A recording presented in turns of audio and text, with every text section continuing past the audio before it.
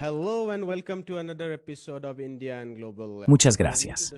Sin más preámbulos, permítanme dar la bienvenida a nuestro invitado de esta noche, el profesor Cornel West.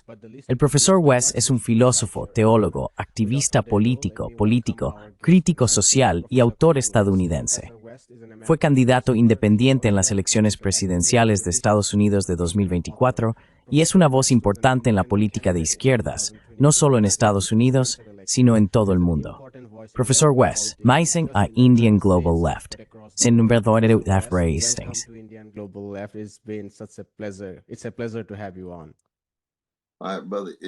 Hermano mío, es una bendición y una alegría estar aquí.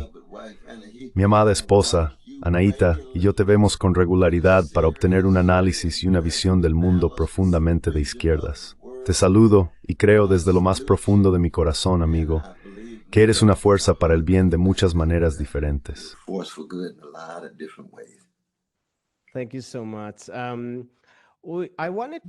Muchas gracias. Quería hablar de política, pero pensé que podríamos empezar con algunas preguntas filosóficas que he estado intentando comprender. Podríamos comenzar con tus pensamientos sobre el concepto, la idea o incluso el proceso llamado democracia. Leí tu libro, La democracia importa, y las cosas de las que hablaste, el militarismo estadounidense, el oligopolio corporativo, el fundamentalismo religioso, y cómo estas fuerzas han vaciado lo que llamas la democracia estadounidense, me impactaron mucho. Me preguntaba por qué el profesor West no enmarcó estos temas en torno a la palabra justicia, y en cambio utilizó el título democracia.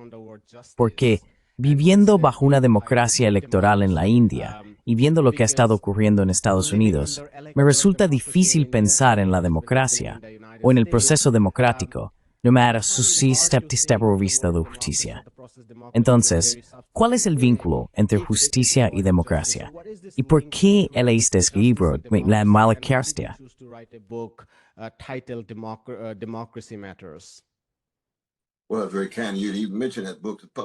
Bueno, muy amable de tu parte mencionar siquiera ese libro. Se publicó hace 21 años.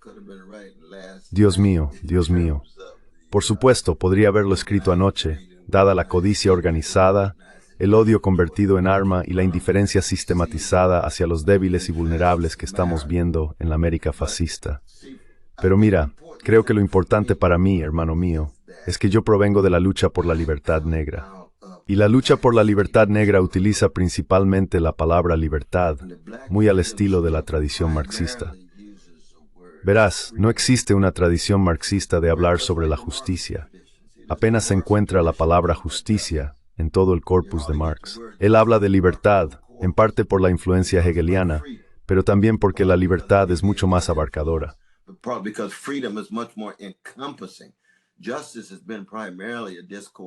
La justicia ha sido principalmente un discurso vinculado a los regímenes liberales, neoliberales y socialdemócratas. Y eso está bien, porque la justicia tiene su papel. La justicia tiene raíces profundas, por supuesto, en las escrituras hebreas. Justicia, justicia, harás justicia en ese sentido. Pero la libertad es muy diferente, porque cuando se observa el mundo desde la perspectiva de estar esclavizado, degradado y humillado, cuando la propia humanidad es puesta radicalmente en duda, entonces las cuestiones de intentar liberarse de esas mentiras y de esa tiranía psíquica van de la mano con la lucha por la libertad social, la libertad económica y la libertad cívica.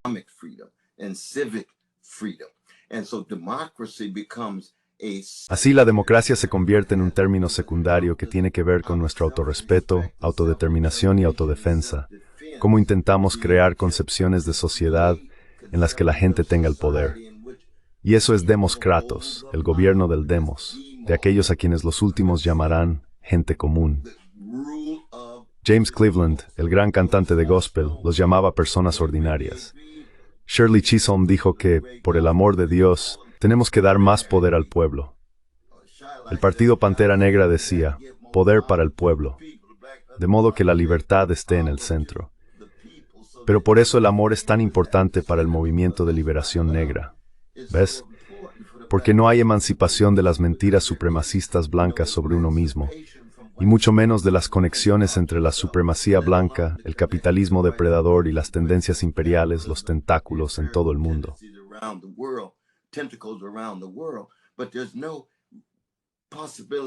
Pero no hay posibilidad de unirse a un movimiento por la libertad si no se está libre de las mentiras supremacistas blancas y de las sensibilidades del capitalismo depredador. Así que es algo espiritual y psíquico. Te unes al movimiento por la libertad, y la primera pregunta que planteas es el control sobre la policía, el control sobre los mecanismos de represión, el control del lugar de trabajo y el control sobre tu comunidad. El movimiento por la libertad negra nunca ha encajado del todo en ninguno de los ismos de Occidente, ni en los ismos del discurso dominante estadounidense. Pero el gobierno del pueblo, que la gente tenga control, control democrático, control social, control público, son las cosas que resuenan conmigo. Y por eso, ya sabes, he acabado formando parte del movimiento socialista democrático, remontándome hasta la DCA en 1982. ¿Hace 43 años de eso?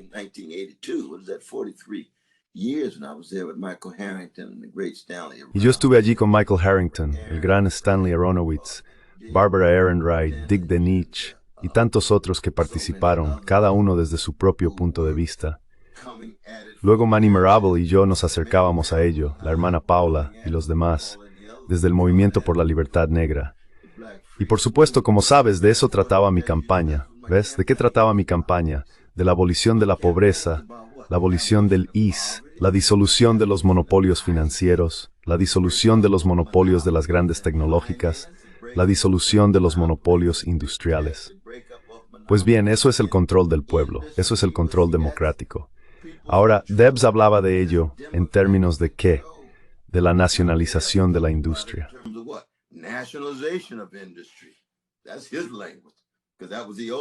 Esa es su forma de hablar porque era el lenguaje antiguo. Pero la nacionalización podría plantearse fácilmente de tal manera que el propio pueblo deje de tener voz. Aún así, la nacionalización tiene sentido cuando se entiende como una forma de democracia, control público, o control social, o control del pueblo. Pero si no abordas las otras dimensiones del legado de la supremacía blanca, hermano, entonces, desde mi punto de vista, voy a tener una crítica. Y esa siempre ha sido, ya sabes, mi crítica a mi querido hermano Bernie Sanders, o incluso ahora a mi querido hermano Zoran Kwame. Siempre me gusta incluir ese Kwame, porque no puedes responder a las necesidades de la comunidad que me formó.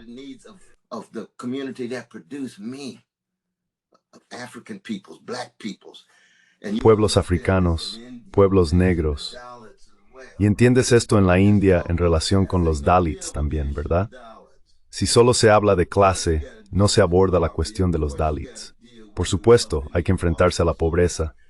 Por supuesto, hay que enfrentarse a la desigualdad de riqueza y demás. Pero también hay que abordar la libertad psíquica de los valiosos Dalits, mientras intentan superar la supremacía brahmánica, y así sucesivamente. Estas son las cosas que siempre me han conmovido. Y ese fue el trabajo en La Democracia Importa. Como sabes, ese fue el segundo volumen. Tienes La Raza Importa y tienes La Democracia Importa.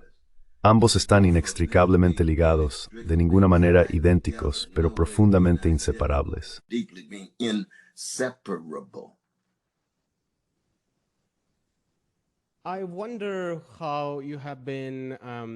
Me pregunto, ¿cómo has estado pensando o viendo este debate sobre la identidad como herramienta de movilización?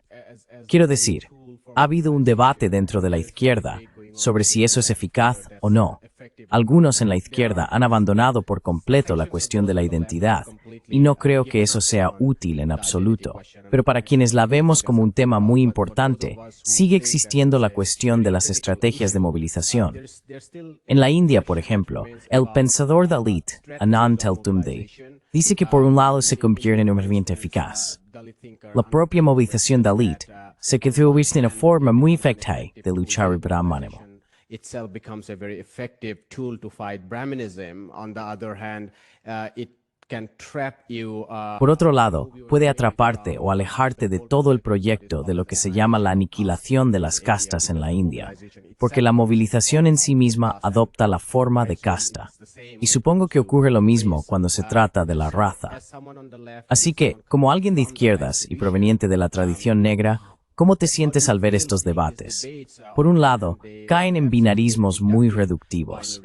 Tu propia entrevista creo que fue con Jimmy Dore, fue muy frustrante, dado el rechazo incluso a aceptar que la raza importa. Y por otro lado, es sin duda una cuestión seria. No es tan infantil como a veces se presenta en los campus universitarios. Así que me gustaría escuchar tus pensamientos. ¿Cuál es tu reflexión sobre estos debates que estamos viendo? What is your reflection on these debates that we are seeing around? Yeah, no, I appreciate that question too, brother. First, Sí, no, también agradezco esa pregunta.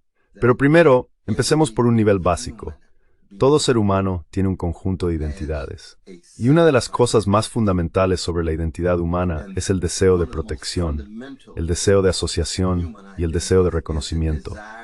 Las personas van a sentirse identificadas en contextos donde se sientan protegidas, empezando por mamá y papá, la familia, la comunidad, y así sucesivamente. El deseo de reconocimiento significa que las personas sienten que tienen un sentido de pertenencia, que son aceptadas y acogidas. Y luego está la negación de la asociación, la sensación de que al formar parte de un grupo determinado, la vida de uno puede florecer y prosperar más fácilmente.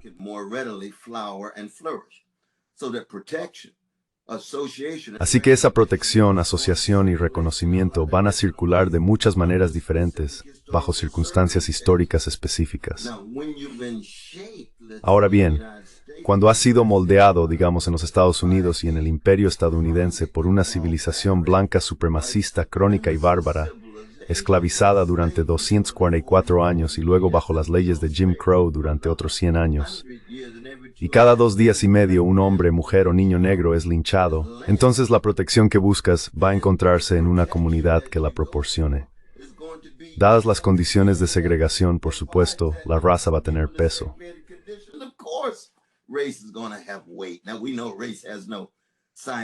Ahora bien, sabemos que la raza no tiene contenido científico como concepto, pero se vive, se legaliza y se institucionaliza en formas de vida.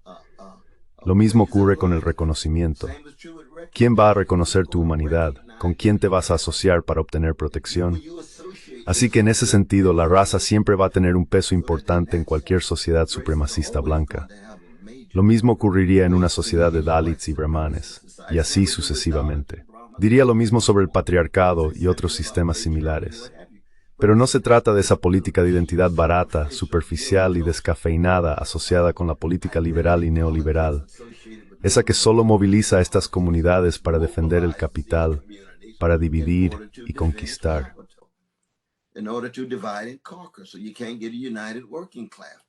Así que no se puede conseguir una clase trabajadora unida. No se pueden unir pueblos que están siendo explotados económicamente por sus jefes. Lo mismo ocurre en el ámbito internacional en lo que respecta a los pueblos colonizados. Fanon y muchos otros nos han enseñado esto. El gran Du Bois nos lo enseñó muy bien. Así que la cuestión pasa a ser, cuando hablamos de cualquier tipo de movilización, de cualquier conjunto de estrategias y tácticas, ¿cuáles son las visiones y los análisis subyacentes que informan esas estrategias y tácticas? Eso es lo que Fanon podría sostener con razón. Por supuesto, hay que organizarse como nación contra las fuerzas imperialistas externas. Pero una vez que las expulsas, siguen existiendo luchas de clase, con una élite neocolonial a menudo aliada con el capital internacional para subyugar a esos antiguos sujetos colonizados, convirtiéndose en trabajadores que siguen siendo pobres, mientras la burguesía neocolonial prospera.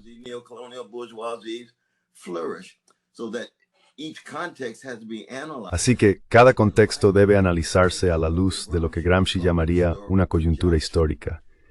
En ese sentido, nunca he participado realmente en el pequeño diálogo sobre la política de identidad. Por eso fui muy crítico con hermanos como Coates y otros, a quienes respeto por alzar la voz.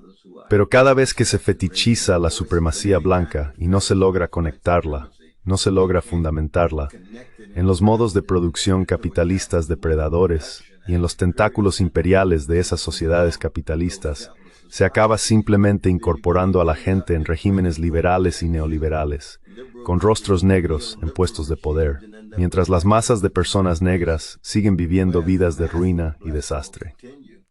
to live lives of ruin and disaster. That's the language of Marcus Garvey. I'm very critical of Ese es el lenguaje de Marcus Garvey. Soy muy crítico con las sensibilidades imperiales de Garvey y su negativa a enfrentarse al capitalismo. Pero cuando dice que las masas de personas negras que viven vidas de ruina y desastre en Estados Unidos, y que el principal problema de la gente negra es la desorganización, Garvey tenía razón en eso. Yo simplemente tengo un análisis muy diferente, mucho más de lo que la gente llamaría izquierdista. Pero intento mirar el mundo desde el punto de vista de mi propia comunidad, la que me formó. Soy del lado chocolate de Sacramento. Vengo de la familia West, Irene y Cliff, Cynthia y Cheryl.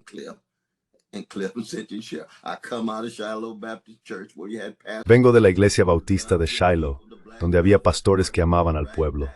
El partido Pantera Negra estaba justo al lado. Fui profundamente influido por el partido Pantera Negra y he intentado mantenerme fiel a mi comprensión de lo que significa ser un ser humano, un hombre negro, un africano del Nuevo Mundo, enfrentándome al bombardeo despiadado de la supremacía blanca y la explotación capitalista, y a las formas en que eso ha moldeado todo el mundo a imagen de las sociedades europeas y transatlánticas capitalistas. Pienso en qué formas de resistencia pueden plantearse que estén ligadas a la reverencia, algo más grande que el simple ego de los líderes o de cualquier otra persona, y vinculadas a la semejanza con los grandes que vinieron antes, que intentaron decir la verdad.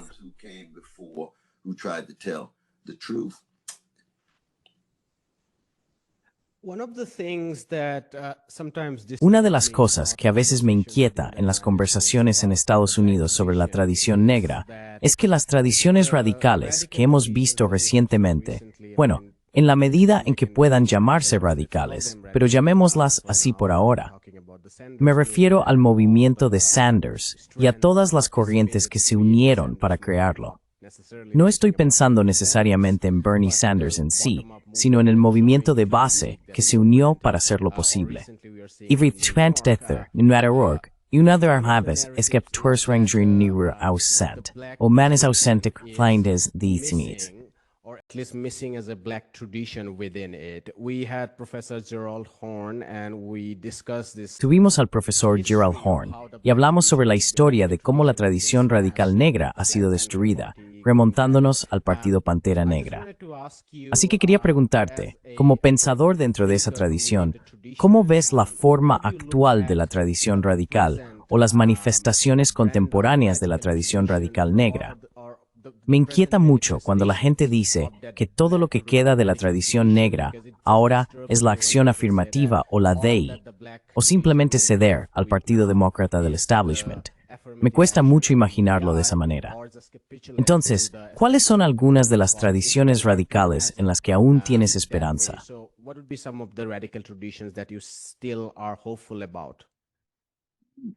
Yes, indeed, indeed. Sí, en efecto. Bueno, primero solo quiero rendir homenaje a mi querido hermano Gerald Horn. Es uno de los grandes historiadores vivos. Observa el mundo precisamente a través del mismo prisma con el que yo intento mirarlo. Es mi querido hermano, mi querido camarada, y ha sido coherente, ha sido constante en su visión radical. Pero hay otros pensadores radicales ahí fuera. El hermano Robin Kelly es un pensador radical serio en ese sentido. Pero es cierto que la tradición radical negra en este momento es muy débil. No hay duda de ello, es muy débil.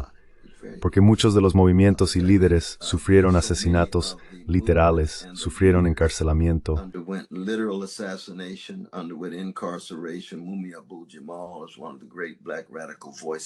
Mumia Abu-Jamal es una de las grandes voces radicales negras que aún siguen vivas, pero lleva más de 3 décadas encarcelado. Es mi querido hermano.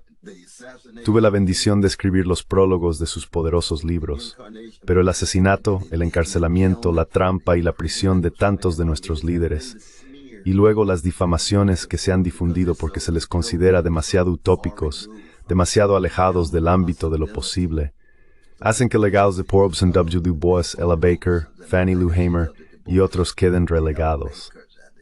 Fannie Lou Hamer and others get pushed aside. I mean, Barbara Ransby's great book on Ella Baker. Quiero decir, el gran libro de Barbara Ransby sobre Ella Baker es un magnífico ejemplo de eso. Y Bárbara a su manera forma parte de la tradición radical negra, aunque a veces tengamos bastantes desacuerdos. Pero para mí se trata simplemente de verdad, libertad y justicia. Es decir, hay que decir la verdad. Y por muy débil que sea tu movimiento, aún debes decir la verdad. Eso fue cierto con Obama. La gente intentaba presentarlo como si fuera un gran ejemplo. Era simplemente como Andrew Davis en ese sentido. Te queremos, ha sido magnífico, has sido valiente, pero estás equivocado en esto. Eso no forma parte de ninguna tradición radical negra.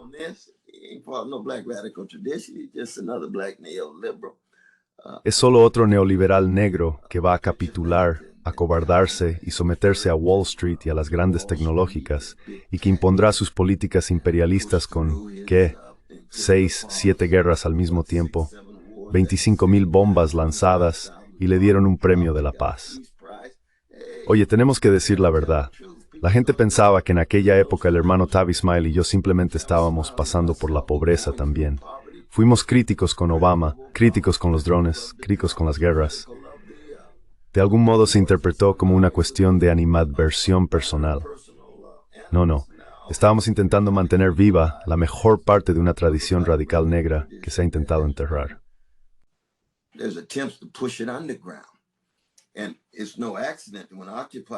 Y no es casualidad que cuando Occupy surgió hace unos 14 años, y luego apareció el hermano Bernie, lo hicieran de una manera en la que su base social no era la comunidad negra más radical, la comunidad más radical del imperio estadounidense, que es la comunidad negra. La comunidad negra había sido adormecida por líderes negros neoliberales como Obama y compañía. Así que Bernie llega con su magnífica crítica a la codicia de Wall Street, su magnífica crítica a la grotesca desigualdad de la riqueza. Pero básicamente tenía programas de poder liberal del New Deal y en cierto sentido se movía hacia los programas de la gran sociedad de LBJ. No se presentó con una plataforma socialista. Él lo sabe. Estuve con él en ambas campañas. Hablábamos de ello todo el tiempo.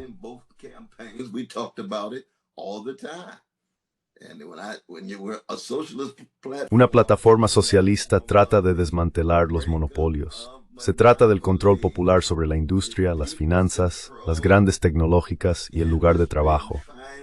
Rick Wolff, otro destacado economista marxista-socialista, entiende esto en términos del control de los trabajadores sobre su entorno laboral. Pero también hay que vincularlo a la lucha contra la supremacía blanca. Nina Turner, yo y otros no tuvimos éxito al intentar romper el vínculo entre el liderazgo neoliberal negro y el pueblo negro, porque mucha gente negra de a pie abandonó el sistema hace mucho tiempo.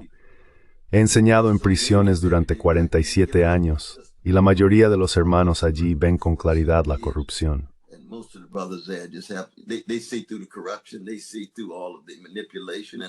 Ven a través de toda la manipulación y la hipocresía. No participan. No creen que exista ningún tipo de alternativa seria que pueda funcionar.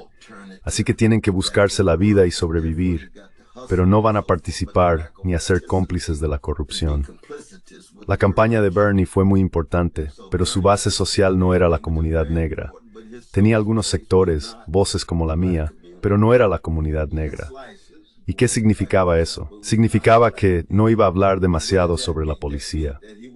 Ahora, muchos de nosotros fuimos a la cárcel. Tuve la suerte de ir a la cárcel con Carl Dix del Partido Comunista Revolucionario y Jim Fredos y muchos otros por detener los cacheos y los abusos policiales aquí en Nueva York.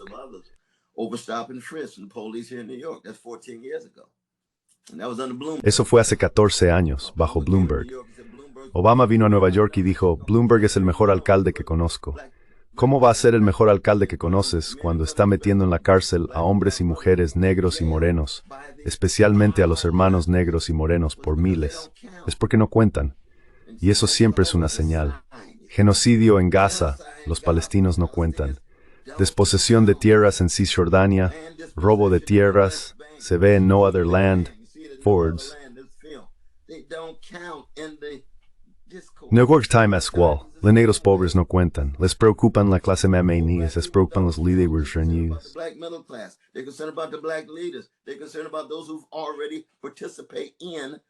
Están preocupados por aquellos que ya participan en el discurso liberal y neoliberal dominante. ¿Ves? Y por eso tienes toda la razón. Cuando aparece mi querido hermano Saran, es un hermano brillante. Nunca lo he conocido, pero me cae bien. Su padre, por supuesto, fue una voz crucial en las luchas anticoloniales en África, expulsado por un gángster, Idi Amin, que estaba vinculado a la CIA y tenía sus propias formas de represión contra la izquierda. Luego su madre, una artista y directora maravillosa, y así sucesivamente. Pero ¿qué ves? Con el hermano Saran tienes esta movilización y parte del campo de Bernie, pero aún incapaz de adentrarse en la comunidad negra de una manera profunda. ¿Por qué? ¿Qué tiene que decir sobre la policía? Why? What does he have to say about the police? Well, Jessica Tisch. What? Bueno, Jessica Tisch, ¿qué?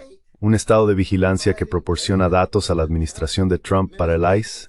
¿De qué estamos hablando? ¿Abrir la puerta al stop and frisk? ¿De qué estamos hablando? Familia, promotores inmobiliarios, y se supone que debe ser crítico con la avaricia de los promotores inmobiliarios. Vamos, hermano, míralo desde la perspectiva del movimiento por la libertad negra.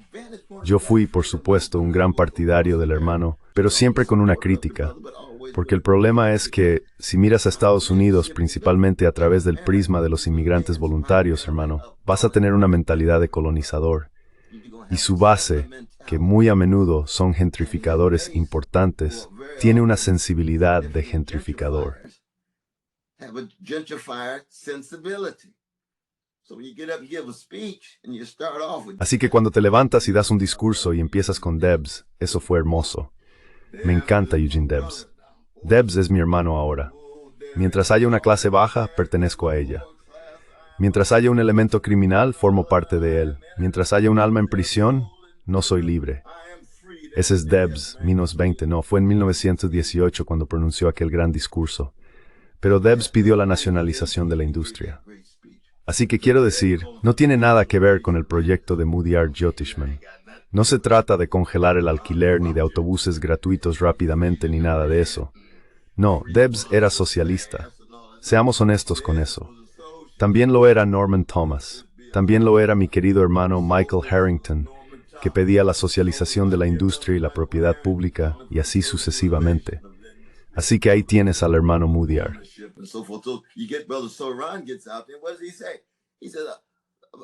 ¿Qué dice él? Dice, América. Nueva York es una ciudad de inmigrantes.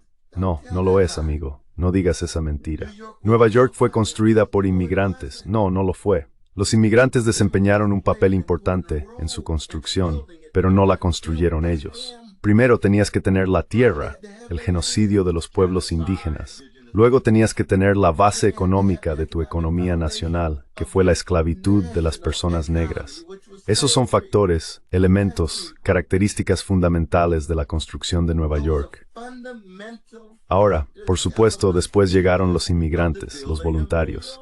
Y ten en cuenta, hermano mío, que Saran y su propia familia ni siquiera estarían aquí si no fuera por el movimiento de liberación negra. Porque en 1965 fue la ley de inmigración que, ¿qué hace?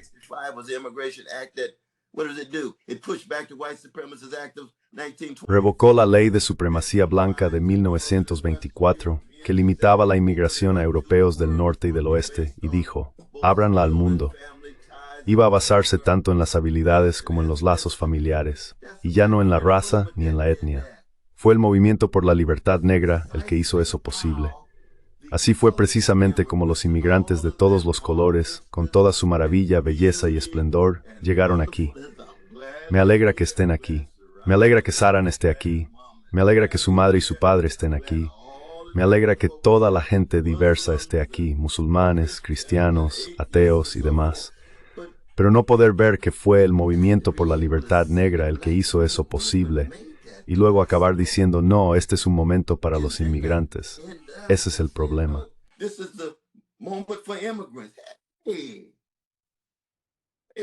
Espera un minuto.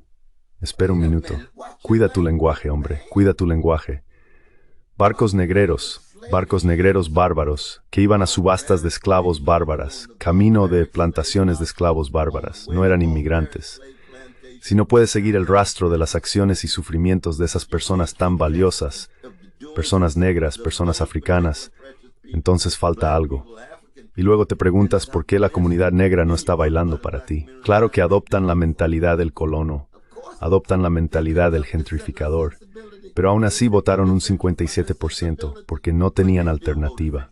Y yo seguía apoyando al hermano Sarán porque sé que, ya sabes, por supuesto que es antirracista. Lo sabemos, Bernie es antirracista, pero Bernie no podía poner de relieve la difícil situación del pueblo negro de esa manera.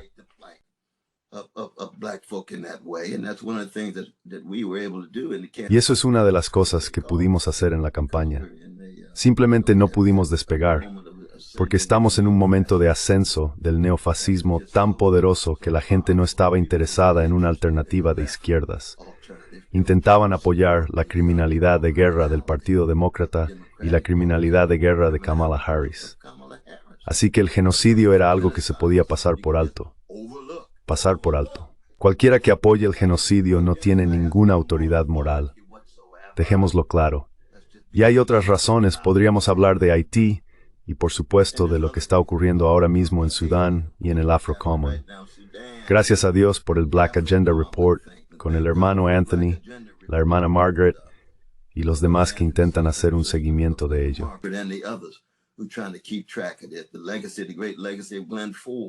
El legado, el gran legado de Glenn Ford, con quien solía reunirme cada mes y mantener diálogos fascinantes. Yo recibiría una bala por él recibiría una bala por mí. Él es mucho más un hermano revolucionario secular y yo soy más un cristiano revolucionario, pero nos queremos y siempre lo haremos. Para mí, eso es fundamental para intentar seguir el rastro de la verdad, hermano. Y la condición de la verdad es permitir que el sufrimiento hable en todos los ámbitos. El sufrimiento de los inmigrantes, absolutamente. El sufrimiento de la clase trabajadora, absolutamente. Pero si no incluyes a todo el grupo de personas que sufren, especialmente a la gente negra, acabarás con un proyecto truncado.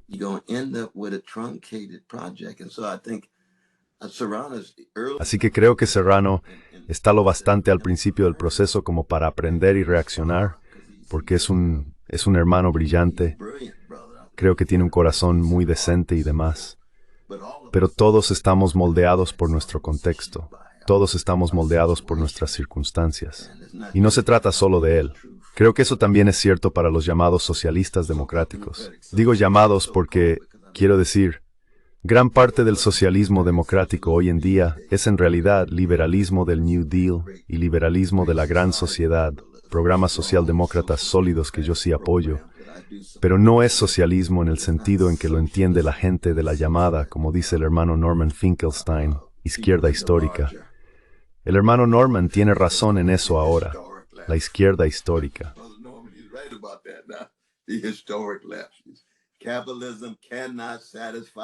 El capitalismo no puede satisfacer las necesidades básicas, comida, vivienda, un salario digno, comunidades seguras y así sucesivamente. Y hay que ser crítico con quienes elaboran estrategias y tácticas que solo lo refuerzan, aunque todos acabemos apoyando la reforma como una forma de reclamar una transformación más profunda. ¿Y entonces con qué acabas? Para mí, no se trata solo de unismo. Siempre he pertenecido a una organización socialista democrática, pero no se trata solo de unismo. Es amor y compromiso con el bienestar de los más desfavorecidos, las personas pobres y trabajadoras, y con garantizar que estén en el centro. No los oligarcas, no los plutócratas, no el mercado bursátil, sino las condiciones y circunstancias de las personas trabajadoras y pobres. Eso es lo central. Y para mí es una cuestión moral y espiritual. Realmente lo es.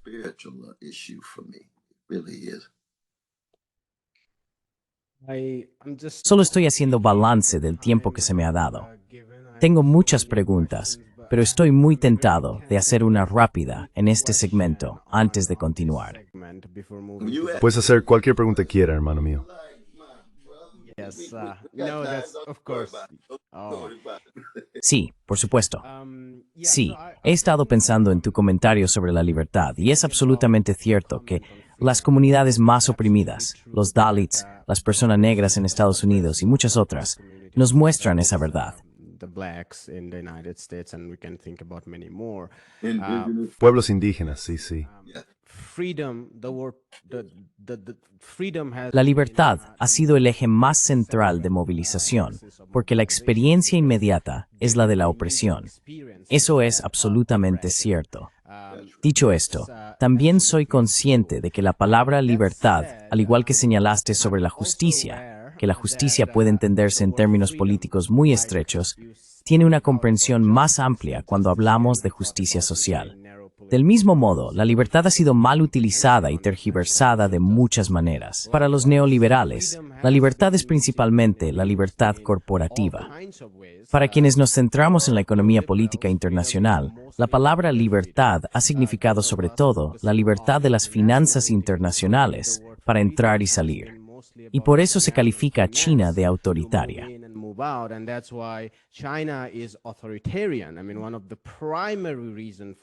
Quiero decir, una de las razones principales de eso son los estrictos controles de capital. Podemos pensar en el movimiento de extrema derecha, donde la libertad significa algo completamente diferente, y ellos también están movilizando a la gente. De muchas maneras, hay participación política en movimientos de carácter fascista. Así que estoy intentando reflexionar contigo sobre que, cuando se trata de la totalidad de las cosas, la libertad va a estar limitada. No puede ser, uno puede pensar en la libertad de expresión, y entiendo que esa puede ser ilimitada para todos, salvo en un conjunto muy reducido de casos quizá. Pero en muchos otros ámbitos, por ejemplo, para quienes estamos en la izquierda, sabemos que la propiedad, la libertad frente a la propiedad, siempre va a estar limitada.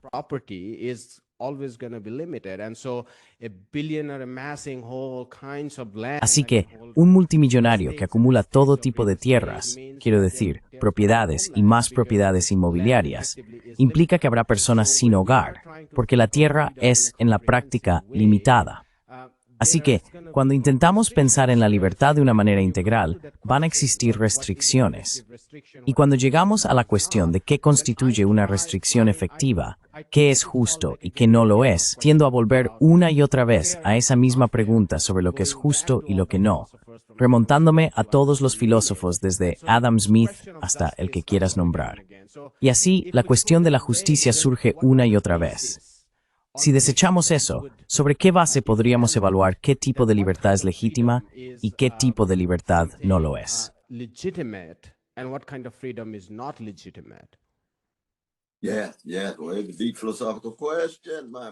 Sí, una pregunta profundamente filosófica, hermano mío, sin duda alguna, muy cierto. Pero primero empecemos por donde tú empezaste.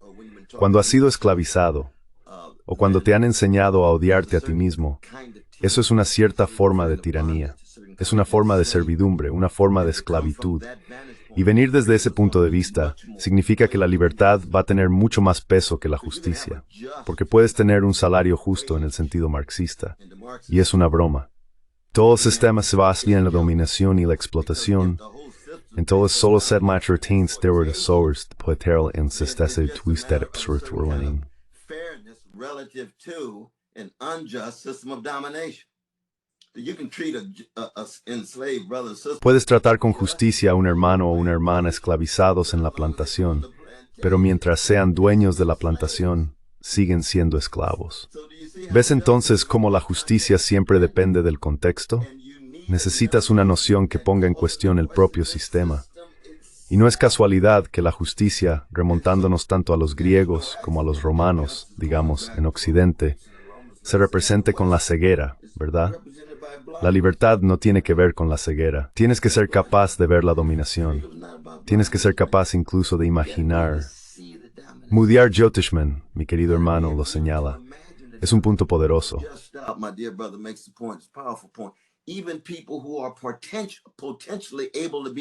Incluso las personas que son potencialmente susceptibles de ser dominadas siguen sin ser libres. ¿Por qué? Porque se pueden ver esas posibilidades genuinas y reales de sometimiento y dominación.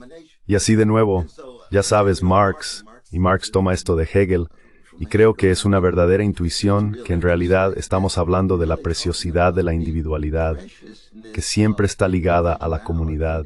De modo que los individuos pueden vivir vidas plenas y florecientes cuando están en sociedades y comunidades donde tienen acceso a recursos, acceso a formas de reconocimiento y respeto propio, y acceso a la autoconfianza y al control sobre las instituciones que moldean su destino. Over their institutions that shape their destiny. See, that's freedom. Now, I was blessed to study Mira, under eso es la libertad. John Rawls. Ahora tuve la suerte de estudiar con una figura imponente, John Rawls, que escribió ese texto clásico con el que sé que tú también te peleas, ¿verdad? Puedo verme ahora mismo sentado en la primera fila escuchando sus clases. Puedo imaginarme en su salón con su hermana y su esposa.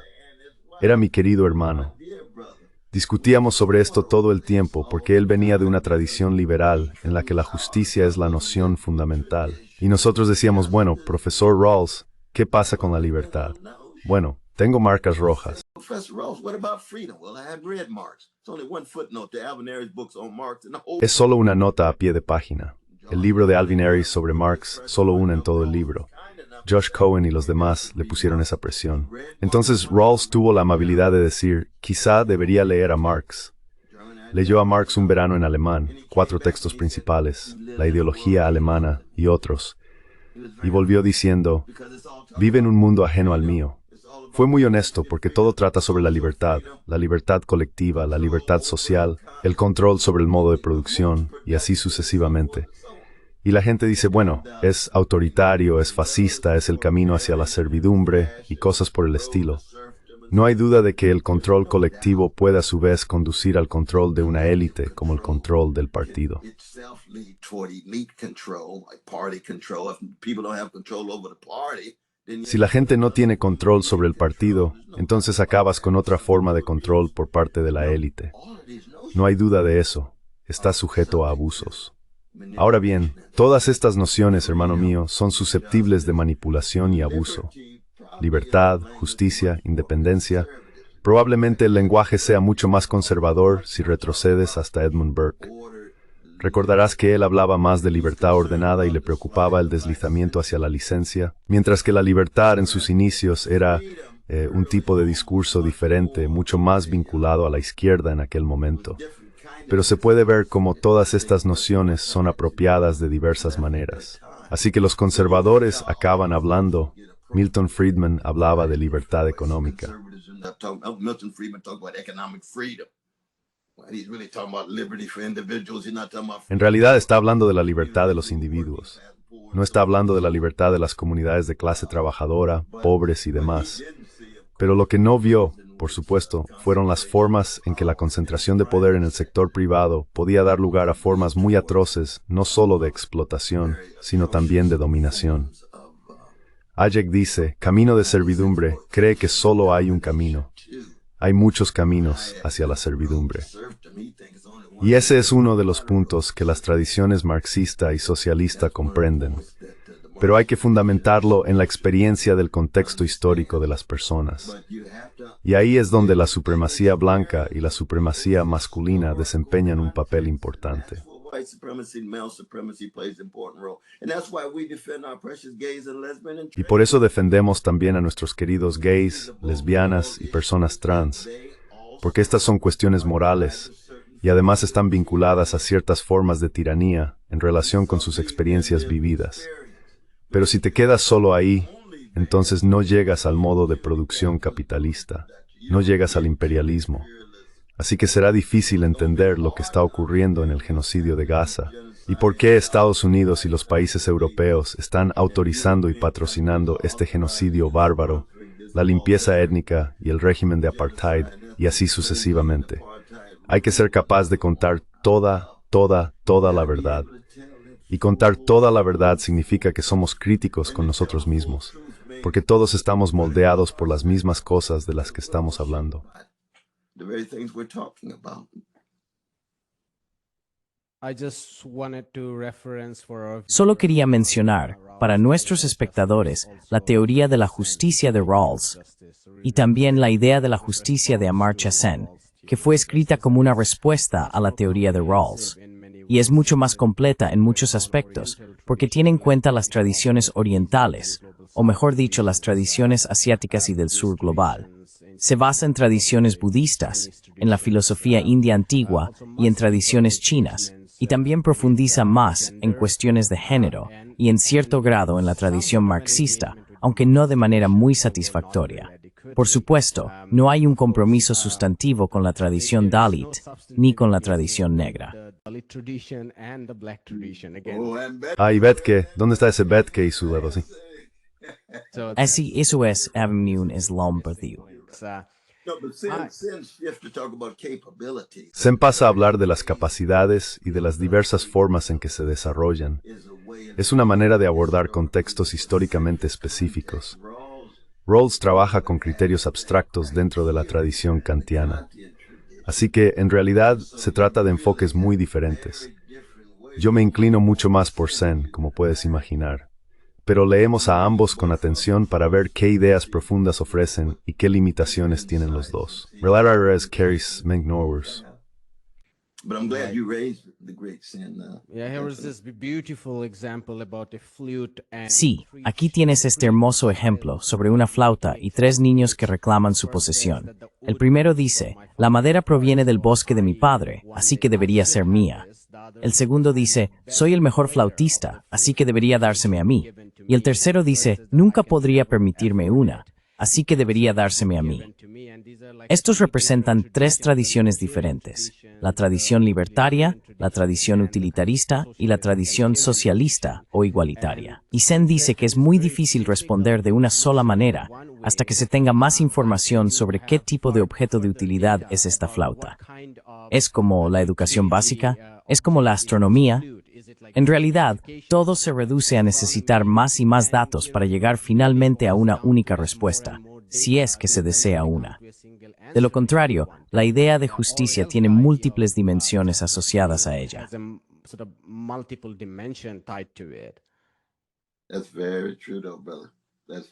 Eso es muy cierto, hermano. Es muy cierto.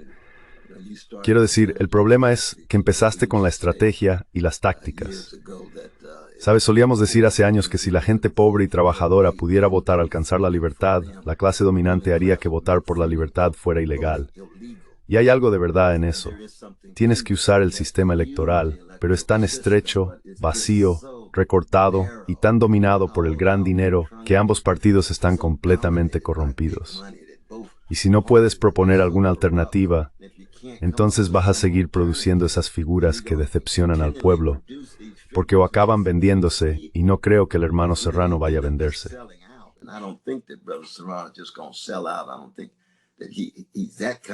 No creo que sea ese tipo de hermano, pero pienso que va a acabar tan bien adaptado y tan bien ajustado a un statu quo construido sobre las espaldas de las mismas personas por las que se preocupa, que no podrá maniobrar como le gustaría.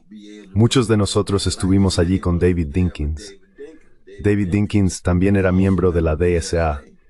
No era el tipo de hermano radical que, bueno, no era tan radical como Serrano, y Serrano no es tan radical, pero creo que era más radical que David Dinkins. Pero David Dinkins solía decir que cada lunes se reunía con el gobierno permanente de Nueva York, y el gobierno permanente de Nueva York era Wall Street. Eran las grandes empresas.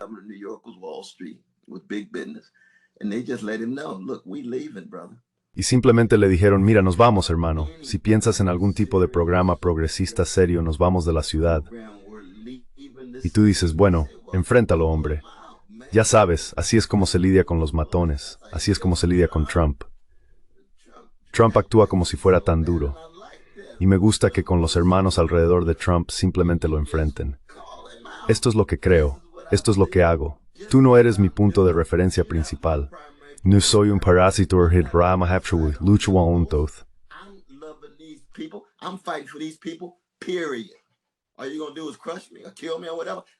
Todo lo que vas a hacer es aplastarme o matarme o lo que sea.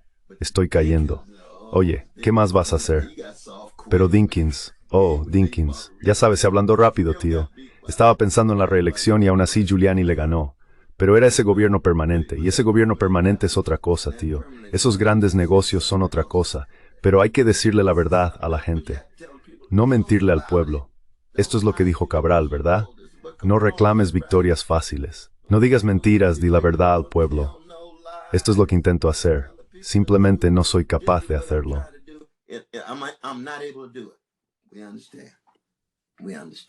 Lo entendemos. Lo entendemos. Pero simplemente no quiero que el público en general piense que el socialismo se trata solo de autobuses gratuitos y 5 tiendas de comestibles del gobierno y cosas por el estilo. No. El socialismo consiste en desmantelar estos monopolios. Se trata de ir directamente al corazón del modo de producción capitalista. Y podemos hablar de ello, y no podemos generar ninguna posibilidad en este momento, pero hay que ser honestos al respecto. ¿Sabes a qué me refiero? Simplemente hay que ser honestos al respecto. Igual que un cristiano que sigue a Jesús y está dispuesto a morir. No se trata de ir a la iglesia, dar un poco de dinero y volver a ser la misma persona con actitudes de gángster que has sido. No. Hay que decir la verdad.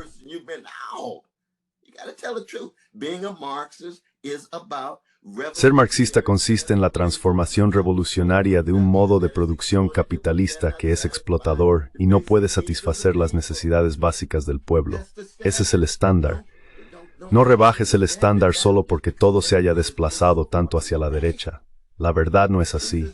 La libertad no es así. La integridad no es así. El amor no es así. Y eso es lo crucial, hermano. Hay que amar al pueblo, hombre. Eso es Malcolm Martin, Ella Baker, Curtis Mayfield, Nina Simone, hermano. Hay que amar al pueblo y estar dispuesto a decir la verdad y a morir por él. Eso es lo mejor del movimiento por la libertad negra. Y eso es lo que nos falta.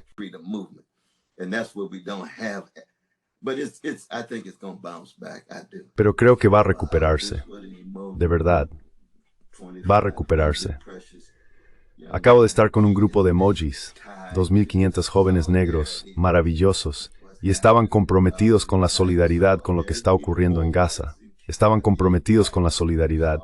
Pero incluso los blancos pobres de Kentucky estaban comprometidos con la solidaridad con los campesinos sin tierra de Brasil, con los trabajadores sin tierra de Brasil, incluso. Pero aún así reconocen que no se está atacando la supremacía blanca en el núcleo de Estados Unidos. No estás yendo demasiado lejos, amigo. Simplemente no estás yendo demasiado lejos. No puedes ponerte del lado de la policía. No puedes tener control sobre tu policía. Entonces, todo el discurso del mundo sobre ser socialista no significa tanto. Si no puedes detener el stop and frisk, ¿de qué estamos hablando?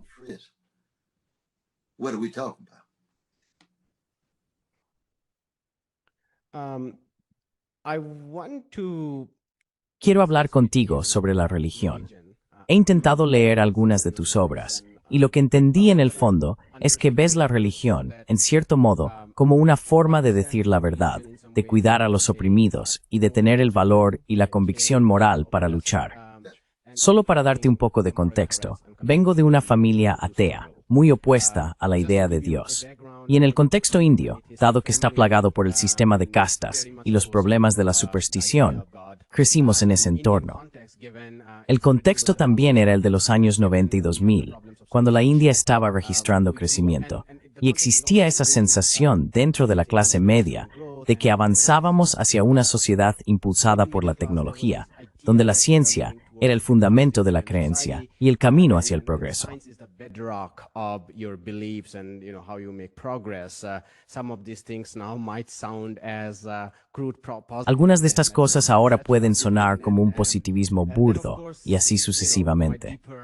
Y luego, por supuesto, mi inmersión más profunda en el marxismo, cuando me hice marxista, no me generó esa alergia hacia la religión, porque fue también el momento en que empecé a leer más y a darme cuenta de que la religión contiene muchísimas cosas diferentes. Puede ser diametralmente opuesta. Puede ser la tradición latinoamericana de Sisu, que lucha contra el imperialismo estadounidense. O puede ser la iglesia metodista de A.P. Thompson, que enseña a la gente cómo ser pobre, cómo ser frugal y vivir bajo la austeridad. Pero a ti quería preguntarte, ¿qué es la religión para ti? ¿Por qué es importante? ¿Y cómo la reconcilias con la totalidad de tu proceso de pensamiento? With the totality of your thought process. No, indeed. Appreciate that. These questions are just wonderful. No, en efecto. Aprecio estas preguntas. Es un ámbito maravilloso, sin duda. Pero si volvemos al latín, religere, significa atar y volver a atar en torno a las cosas que uno más aprecia. Y se distinguía de la superstición, remontándonos a Lucrecio, porque hay formas de atar y volver a atar a las personas en relación con las cosas que más valoran, ligadas a un modo de vida. No se trata solo de compromisos cognitivos o de diversas creencias, ¿ves? Lamentablemente, la religión tiende a reducirse a si crees en Dios o no, si eres ateo o teísta. Pues no. Verás, cuando piensas en las formas de vínculo, dadas las estructuras de sentimiento y las estructuras de valor, usando el lenguaje de Raymond Williams, están ligadas a las maneras en que las personas se constituyen y a las formas en que se fortalecen para afrontar las catástrofes de la vida. La muerte, el temor, la decepción, el desencanto, la opresión y la dominación.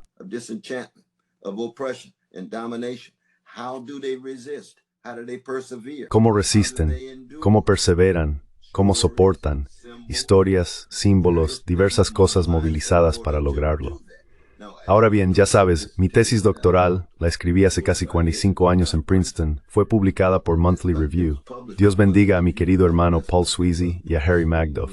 Oh, echo de menos a esos hermanos. Y también echo de menos a Fred Jameson con Social Text. Pero publicaron un texto, La dimensión ética del pensamiento marxista. ¿Qué intenté hacer? Intenté contar una historia sobre el desarrollo del propio Marx, y de Kautsky, y de Lukács, y de Engels como pensadores éticos. No porque la ética sea una disciplina aislada, sino porque hay un elemento ético, una dimensión ética en un análisis marxista.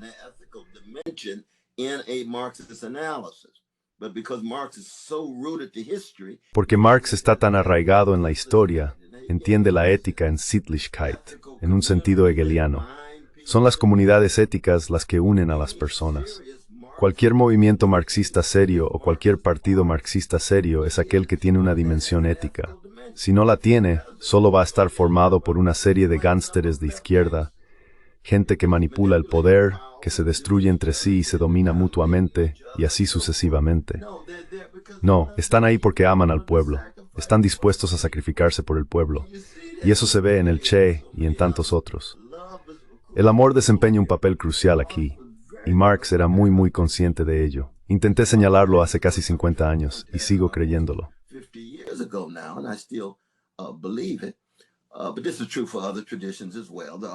Pero esto también es cierto para otras tradiciones. Los R.H. Tawney, que eran socialistas cristianos, los Martin Luther King Jr., que eran socialistas cristianos, y los A.J. Muste, socialistas cristianos. Pero luego tienes socialistas budistas, tienes socialistas judíos, toda una rica tradición de socialistas judíos, muchos de ellos críticos con los proyectos sionistas. Muchos no, pero muchos sí. Acabamos de perder al gran Arthur Waskow, y Michael Lerner y Ella Sweeter muy críticos de muy firstamente en surgida Ulains.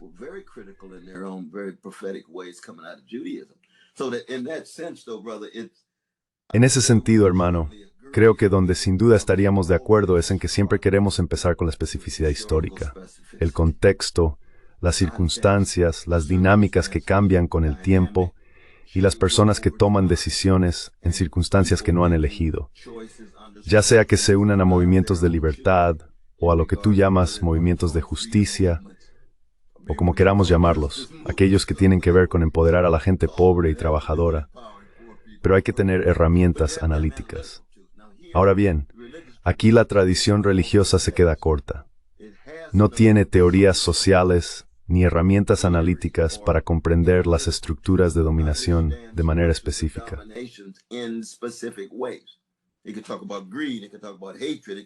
Puedes hablar de la avaricia, puedes hablar del odio, puedes hablar de la pereza y de una serie de otros rasgos de toda sociedad humana, pero tienes que contar con herramientas de análisis social. Y ahí es donde la ciencia social se vuelve importante. Ahí es donde la ciencia natural se vuelve importante. No existe algo como la química cristiana, la física cristiana o las matemáticas cristianas. No. Ética cristiana, no. No existe algo como la ética cristiana si la consideras una disciplina aislada. Hay una dimensión ética en las formas de vida cristianas, igual que hay dimensiones éticas en las formas de vida marxistas, budistas y así sucesivamente. ¿Ves?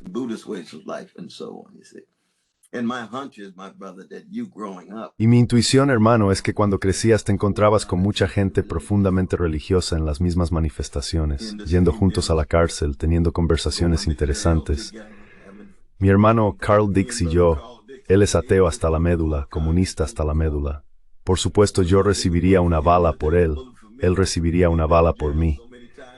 Hemos estado en la cárcel tantas veces y debatimos sobre todo tipo de cuestiones y demás, porque compartimos una orientación común hacia el empoderamiento de la clase trabajadora. Pero él es un marxista serio, y yo soy alguien abierto a las herramientas analíticas y las dimensiones éticas de la tradición marxista. Pero, al final, me considero un seguidor de Jesús. A follower of Jesus. I want to ask my next question on, Quiero hacer mi siguiente pregunta sobre el aspecto no racional de nuestras vidas. Es decir, en el lado racional, ya sea la ciencia social o la ciencia natural, por supuesto, ambas tienden a ser más convincentes, al menos para mí, que las herramientas religiosas. Pero cuando se trata de cosas como el amor, la compasión o la solidaridad, sospecho que no hay manera de cuantificarlas. Creo que el mundo no racional en el que vivimos puede ser incluso más grande que el mundo racional, aunque el mundo racional pueda ser más dominante, porque la ciencia, la tecnología y las políticas públicas son las esferas dominantes de nuestra sociedad. Public policies, these are dominating spheres of our society. So maybe non-rational world is. Así que quizá el mundo no racional habite dentro de las relaciones interpersonales, las familias y demás. Pero aún así, quería preguntarte por las limitaciones del marco racional actual a la hora de relacionarse con lo no racional.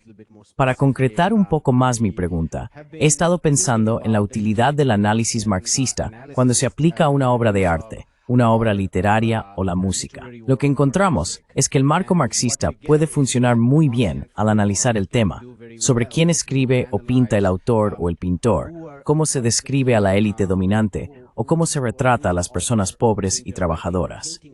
Es en efecto eficaz a la hora de desentrañar la ideología. Effectively is good at unpacking ideology. Sometimes we can also unpack the whole production process. What is the A veces también podemos desglosar todo el proceso de producción. ¿Quién es el público? ¿Cuánto dinero se ha invertido? ¿Dónde se vende? ¿El modo de intercambio? Pero donde me parece que falla es en el análisis literario. ¿Cómo se relacionan las palabras entre sí?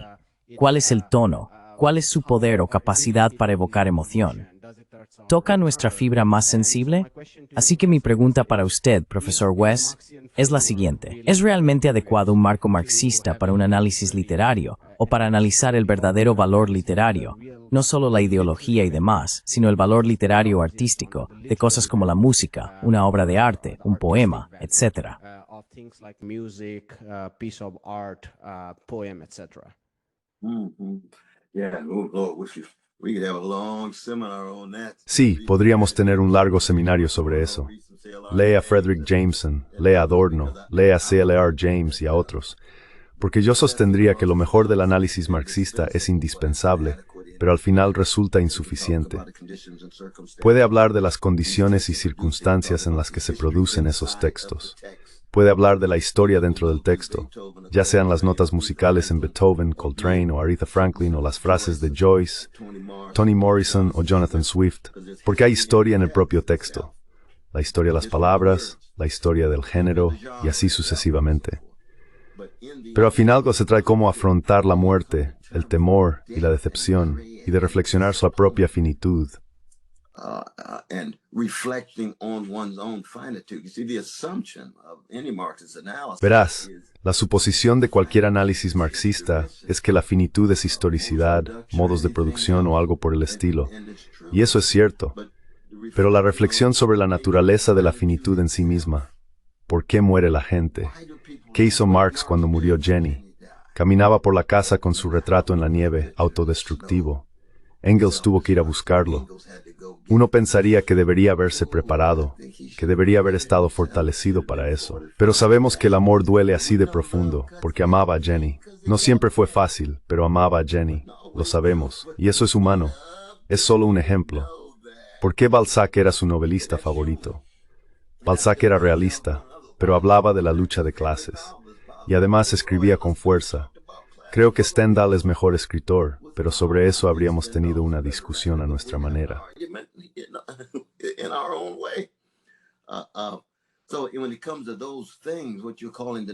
Así que cuando se trata de esas cosas, lo que tú llamas lo no racional, Para mí no me gusta demasiado el binarismo aquí. Simplemente creo que la vida humana está compuesta por una gran variedad de cosas diferentes. Es la codicia, el odio, el resentimiento, la envidia, pero también la alegría, el éxtasis, la dicha. También es la soledad y el aislamiento. A veces también es una desesperación profunda, muy profunda. La desesperación al por menor es diferente de la desesperación al por mayor. Freud, en 1918, la llamó duelo frente a melancolía, ¿verdad? Puedes superar tu duelo, pero con la melancolía te quedas atascado. Pues bien, con la desesperación al por mayor te quedas atascado. La desesperación al por menor, por supuesto que vas a desesperarte cuando muera tu madre, o cuando muera tu padre, o cuando muera tu hijo. Dios mío, eso es humano. ¿Cuál es el análisis en Persnuters de la respuesta a la muerte de mi madre?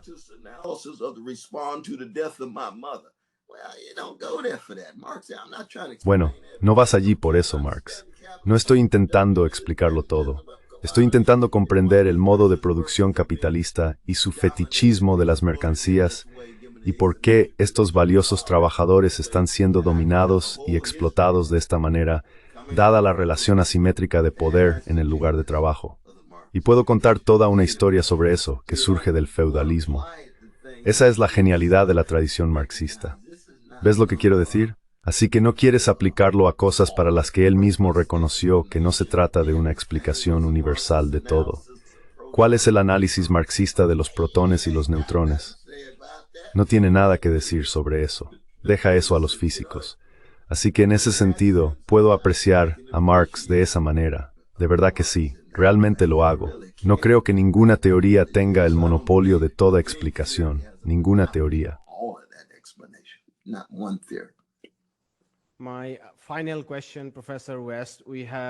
Mi última pregunta, profesor West.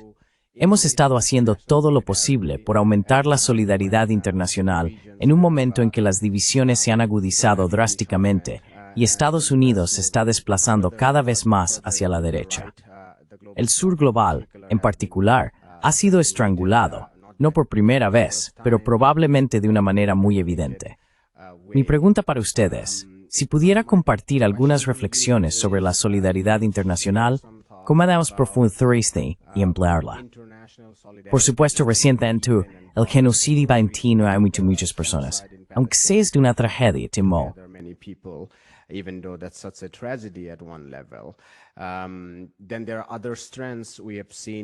Luego están otras fortalezas que hemos visto en las 2 últimas décadas, al menos la unión del movimiento Dalit en la India y el movimiento negro en Estados Unidos, para ir más allá de los marcos nacionales o nacionalistas. Han mantenido la opresión en el centro, la libertad en el centro de sus movimientos, en una especie de solidaridad internacional que trasciende a sus élites y a la burguesía, por así decirlo. ¿Qué cosas te vienen a la mente cuando hablamos de una comunidad internacional en un sentido radical?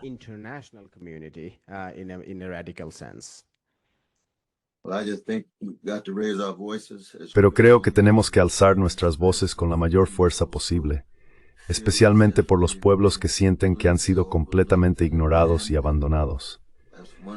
Esa es una de las razones por las que el genocidio en Gaza es un punto de inflexión, porque despoja de sentido cualquier afirmación sobre el derecho internacional, los derechos humanos o el Estado de Derecho. Es muy evidente que se trata de un genocidio bárbaro. Es muy evidente que la gente no diría ni haría nada contra personas preciosas, 20.000 preciosos bebés palestinos. Podríamos seguir y seguir. Todas las universidades, la mayoría de los hospitales y sin embargo ningún país importante ni conjunto de países con la fuerza suficiente para detenerlo. Hemos alzado la voz, pero tenemos que ser aún más intensos en ese sentido.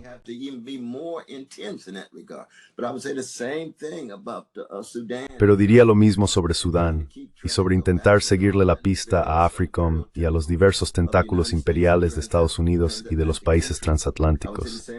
Diría lo mismo sobre Haití. Diría lo mismo sobre los países latinoamericanos y también sobre Asia. Dios mío, la India. Quiero decir, Modi y Trump son en cierto modo primos hermanos en un sentido profundo. Está utilizando parte del material de su propio manual, por así decirlo. Así que la solidaridad a nivel internacional sigue siendo fundamental, hermano. Pero también tenemos que ser moralmente coherentes. Es decir, si somos negros, entonces tenemos que reconocer hasta qué punto puede ser decadente nuestra burguesía We negra. have to recognize just how decadent our black bourgeoisies can be. If we're African, we have to recognize how decadent. Si somos africanos, tenemos que reconocer lo decadente que puede ser nuestra burguesía africana. Si somos musulmanes, tenemos que reconocer que puede ser nuestra burguesía musulmana, judía también, y así sucesivamente. Ese tipo de coherencia moral, ese tipo de internacionalismo y universalismo arraigado en luchas concretas, lo local y lo global de la mano, es más importante ahora que nunca, porque el fascismo y el nihilismo son los movimientos en mayor ascenso en el mundo en este momento, y podrían llegar a poner en duda las propias condiciones de posibilidad de la existencia de la vida humana. Pero no debemos desanimarnos de ninguna manera. No, no, no, no. Aquí es donde recurro a mi propia tradición. Verás, soy un hombre del blues en lo más profundo, amigo. I'm a blues man at the deepest level, man. And the blues is about never denying. Y el blues trata de no negar nunca la catástrofe, de expresarla líricamente de tal manera que se la transfigure artísticamente en una plataforma de lanzamiento para la voz, para la vocación, para virtudes como el coraje, para los movimientos, para los intentos de transformar las condiciones bajo las cuales esas personas que lloran, nosotros que lloramos, desde nuestros corazones y almas, por un mundo mejor.